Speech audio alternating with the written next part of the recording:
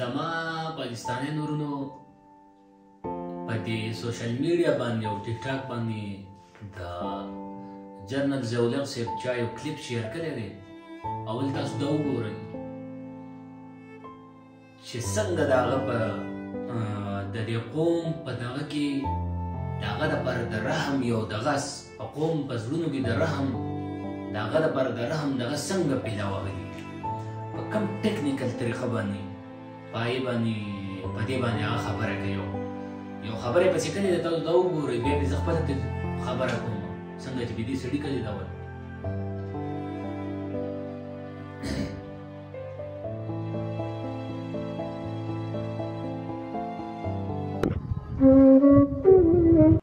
د جنرال ضیاءالحق نوم خو به تاسو اورېدلي دا د پاکستان د پوجي ادارې مشر یعنی د چیف اف آرمی سټاف په عهده باندې هم پاتې شوی دی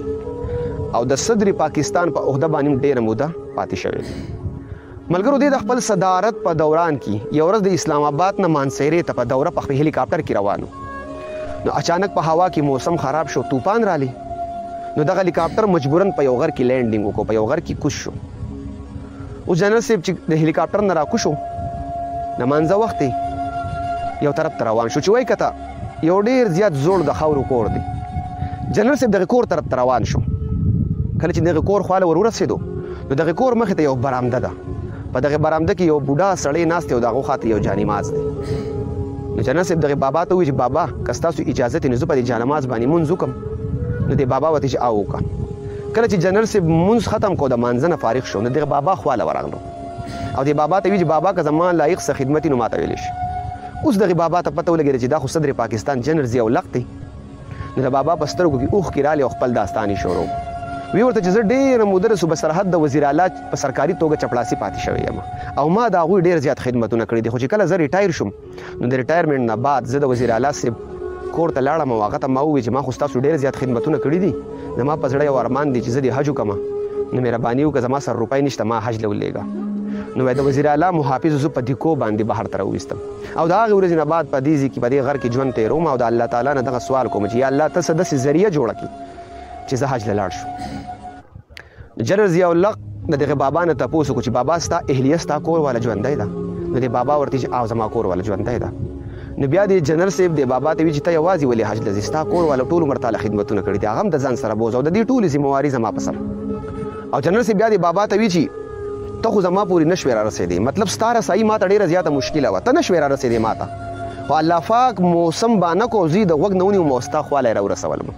چې ستا د زړه د ارمان پوره شي ملګرو د دې سره سره جنرال صاحب ته یو بل اعزاز هم حاصل دی کوم چې د دنیا یو باچا ته هم نه دی حاصل جنرال صاحب عمرې راتلی او د عمرې په دوران کې چې کله په خانه کعبه کې دی په مانځه ودرېدو د جمع سره نو عین د مانځه په وخت کې د خانه کعبې امام د مصلي نه وروسته شو او جنرال صاحب ته یې وکتل او جنرال صاحب ته وی چې د مسلمانانو امام خو ته یې ته راشه په دې مصله ودرېږه او ته جمع ورکړه موږ به په تا پسې وروسته ودرېږو نو چې کله جنرال صاحب جمع شروع کړه او لمونځ یې شروع کړو په مانځه کې تلاوت شروع کړو نو دومره په خوږ اواز یې تلاوت شروع کړو چې څومره خلک په هغه پسې ولاړو مانځه ته هغه ټول په ژړا شو جنرال صاحب په خپله هم ژړله نو ملګرو الله تعالی دې جنرال ضیاءالحق د خاورو سره وبخي او الله تعالی دې په پاکستان باندې دغه شانتي حکمرانان نافذ کړي زما پاکستانیانو اوس پې زه خپله یو څو خبرې کوم جنرال ضیاءالحق صاحب د دې ملک یو اسپایي و یو چوکیدار و یو جرنیل و هغه له مونږ اقتدار په لاس کې نه دی ورکړی چېرې به اعتراضو ته زمونږ عوامي اقتدار ته په لاس کې واله یا زمونږ په ملک په اقتدار باندې ته راشه ته قابض شه دې پاکستاني قوم که اقتدار ورکړی و نو هغه ذوالفقار علي بټو له ورکړی و یا نون نیک له ورکړی پارټي کې پیپل پارټي له ورکړی و ذوالفقار علي بټو له ورکړی و چې یاره بهی ته زمونږ د وزیر اعظم شوتې ته څه کې ستا په لاس کې دا خزانه او ستا په لاس کې زمونږ د ادارې هر څه دا ته د دې محافظ شو او تا له مونږ الیکشن وشو دا اقتدار یې هغه له ورکړو دې قوم او جنرال ضیاءالحق صاحب راپاڅېدو او بټو صاحب یې ذوالفقار علي بټو د کرسۍ له لرې بولي وایي ته په څه نه پوهېږي زه یو چوکیدار سړی یم او زه یو دغه یم او زه پوهېږم په دې ملک کې بیا یو قانون جوړ شوی دی چې به څوک د کمې ادارې له یو سړی راپاڅېدو او هغه د اقتدار له په زور څوک لرې کړو. نن سبا چې روان دي وایي ارټیکل 6 به لګي ارټیکل 6 به لګي. دغه د ارټیکل 6 خبر راځي چا چې د ویډیو جوړه کړې ده د دې پاکستاني د قوم په زړونو کې دا خبره ورچوي په څونه ټیکنیکل طریقه ورچوي. زه هغې ته دا ویل غواړم چې باید په ده باندې خو دا خو د قوم مجرم دی په ده باندې خو ارټیکل 6 لګېږي. اول دا چا دا اختیار ولې چا ورکړی و چې ته ذوالفقار علي بټو د اقتدار راله په دغه کې د قوم خو هغه د اقتدار ورکړی و. هغه چېرې به یې تله د الیکشن وشو او ته زموږ وزیر اعظم یې او ته زموږ هر څه اختیارات ستا په لاس کې دي. مونږ خو جنرال ضیاءالحق صاحب د مونږ اقتدار په لاس کې نه دی ورکړی. که د هغه دونه شوق و چې راغلی دی الیکشن ته دې ولاړ دی الیکشن ته به ولاړه په مقابله کې د ذوالفقار علي بټو څنګه چې ایوب خان ولاړ دا به هم راغلی بیا به مقابلې لیدلی وې چې مقابله څنګه کېږي. نو بیا ته یو خبر دا کوي چې یاره یو سړی عمرې له ولې و او یو ډوکسلې پسې جوړی نو وایي یو خو دا د قوم مجرم دی ارټیکل 6 پې لګېدلی دی. یو مجرم سړی څنګه بیا زما د خزانې اختیار په لاس کې لیدلی 18 کروڑ یا 22 کروڑ عوامو اختیار په لاس کې دی. یا جنرال ضیاءالحق صاحب د کور د خزانه راوړې وه چې په تر زه په پردو پیسو باندې تر هغه کې خلک عمرې ته لېږي. دا د دې قوم خزانه وه دا د دې قوم خزانه د دې قوم وینې دي د دې قوم هډوکي دي د دې خلکو. او ته د هغې د سړی راغلی چې یو ګوجر سړی پې لېږم راځه ته پې لاړ شه وایي ځکه د هغه په خزانه څه و هغه الیکشن نه و لړو کړی هېڅ یې هم نه و لړو کړي. هغه ته یو ورور راغلی و ډنډۍ سړی و ډنډۍ لاندې خبره وه ته راغلی. اول خو دا مطلب دا دی چې په ده باندې ارټیکل 6 لګېدلی وی پانسي د جرنیلست صاحب له پانسي ورکړی وی چې وایي ته دا اختیار چا درکړی که راځه یو عوامي نماینده ته دغه راچوه د کرسۍ راچوه او بیا په کرسۍ باندې په خپله کښېنه او بیا دونه اختیارات چې بیا ته نن دا سړی عمرې له لېږو نن دا لېږو نن هلیکاپټر کېناستو به یو غر کې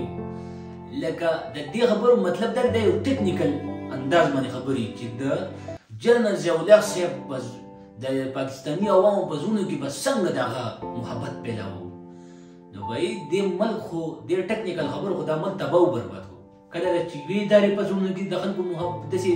دغه راته جوړېږي کله به دروغ دا ټول دروغ وایي دا ټول دروغ وایي. د 18 کروڑ عوامو خزانه ده وروره دا نه عمران خان ته د دې اختیارات چې ته پردی سړی راځه ولېږو نه نواز شریف ته شته به وي چې کوم صحیح دغه دی که د چا عمرې او واجونه دونه زړه یې غواړي چې وروره خپله کوره دې پیسې وړي او ځي او د خپله کوره د غریبانو نه ورکړي د پردۍ پیسې له مه ورکوئ وروره. که ما ته ووایي نو اول ته زه اختیار نه ورکوم زه به خزانه کې زما یو احتان یې رسي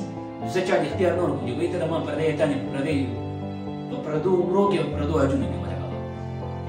دا یو ټیکنیکل انداز خبرې ولې جوړې کړي په دې باندې نور مت پاکستاني قوم په دې باندې نور مت دغه پرېوځي. نن چې د پاکستان په کومو حالاتو کې زموږ د خیبر پښتونخوا او د افغانستان دا د جنرال ضیاءالحق د وجې نه دی نن چې دا کوم اور دا دغه پالیسي ده او د هغې دا بلیږي او را روان بس هر یو راځي او بس زموږ د عوامي خلکو له اقتدار رادي او دا کوم یو بکواس شروع دی. او دویمه خبره ده چې بجلیګر مولوي صاحب د خدای وبهي و د ضیاءالحق اسلام به وی راځي دا دونه منافق انسان و دونه منافق چې تا د ذوالفقار علي بټو له په یو سیکنډ کې اقتدار وایستو سین دې وایستو او هغه جیل ته ولېږو او تا بیا 10 کاله دې پاکستاني قوم ته دا نارې وهلې چې زه اسلام راولم زه اسلام راولم او زه اسلامي قانون راولم. د ته لپاره غټ منافق نه دروغجن منافق یو دروغ د پښتانه قوم ټول په افغانستان باندې وراچلې او هلته به یې دغه کوو چې یاره به یې د جهاد یو نارې والې وه چې ته دونه دغه وي د ذوالفقار علي بټو دې په یو سیکنډ کې ساین ایستی شو هغه دې جیل ته لېږلی شو خو په یو سیکنډ کې به دې دغه هم کړی وی ساین به دې کړی وی چې به یې د سبا له پاکستان کې اسلامي قانون نافظ اسلام نافظ په دې کې به یو که نور څه نه وی دا 10 کاله چې تا کوم تېر کړي نو دا خو به اسلامي تېر شوی وی که نه چې به یې عدالت په اسلامي هر څه پارلیمنټ په اسلامي هر څه به اسلامي. نو نن سبا خلک راپاسي د دغې خلکو دپاره بیا یو مایند د خلکو په ذهن کې یو مایند اچول چې یاره به یې داسې ښه کار کړی او داسې ښه کار کړی به د دې شی دا ډوکسلې دا دروغ دا قصې دا نورې پرېږدي د ما پاکستاني قوم ته دغه دی چې دا نورې پرېږدي دې خلکو دپاره مه جوړوئ دا ټیکنیکل په دې باندې ډېر سادهګان خلک دی په دې ملک کې هغه پرې ډېر تلویزیون کوي به یاره داسې دغه سړی و نو داسې یو سړی و خو هغه به دا پکې هم ووایه که نه دا د قوم مجرم و په دې باندې ارټیکل 6 لګېدلی او یو مجرم سړی راغلی و زمونږ په خزانه ناست او د دې قوم ووټې په لته ووالی د دې قوم نماینده په دې لته ووالی او جیل ته یې ولېږو چې بهی ته وکې چا راوستی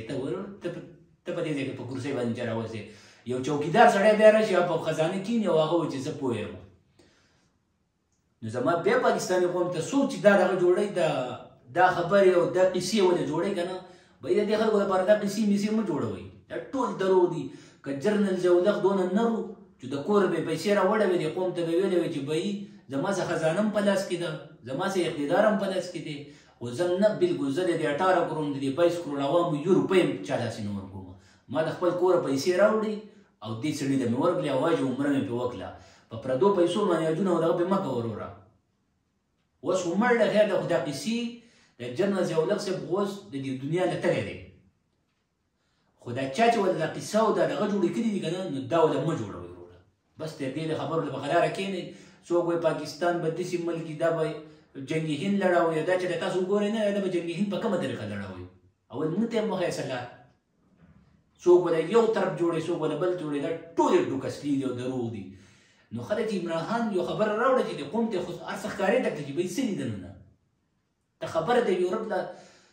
د هغې یورپ له او د عیسایانو د یهودیانو ته اوټ یو خبره نشي کولی ته د آی ایم اف نن چې آی ایم اف څه وایي ته به دا خبره منې آی ایم اف د چا دی د یهودیانو د عیسایانو دی ته ټول ورته راچغې وایي 22 کروڑ عوام ورته راچغې وایي بهی موږ پیسې راغلو موږ پیسې خو چې تا له پیسې درکوي نو د هغه څه به نه مني صحیح چې منې هغه به بیا کوي